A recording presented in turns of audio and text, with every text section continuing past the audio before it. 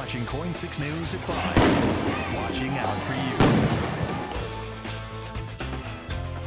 You could hear some of what happened there. Portland rocked by violence at a family-friendly ICE protest this past weekend. Children, seniors saying they were hit with tear gas after some in the crowd blocked the ICE facility's driveway.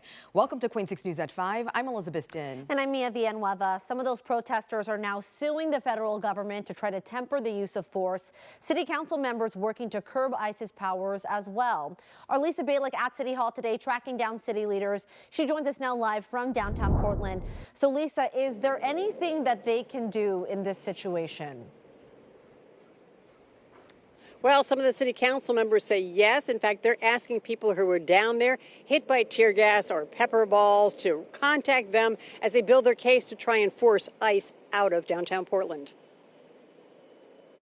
There is never a justification for tear gassing children. There just isn't.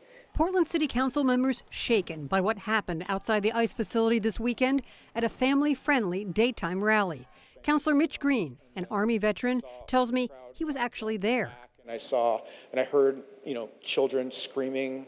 I witnessed, small children kind of bellied over, suffering from this. And I also experienced it myself. And it was probably one of the most intense tear gas exposures I've ever dealt with. Just last month, the council approved an ordinance to fine a landlord who allows tenants to tear gas a neighborhood, aimed at the owner of the land rented by the federal government for the ICE building. But the mayor's office and councilors tell me details of that ordinance are still being worked out legally, so they can't issue any fines yet. Some councilors now demanding quicker action. And if we develop an appropriate fee structure that recovers the cost of that tenant's activities, they might make a different choice, and they should. Meanwhile, we do have an active land use reconsideration process underway right now. I wanted to know what the mayor plans to do. I went to his office today. His staff told me he was too busy to do an interview. But clearly, pressure is building for him to act quicker. A movement underway called Pull the Permit, urging the city to cancel ICE's city operating license.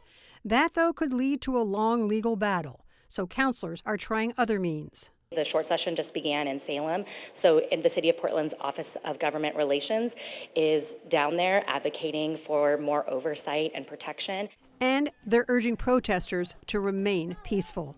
I worry if we go toe-to-toe in a thing that we cannot win in a toe-to-toe. We win in the courts. We win at the ballot box.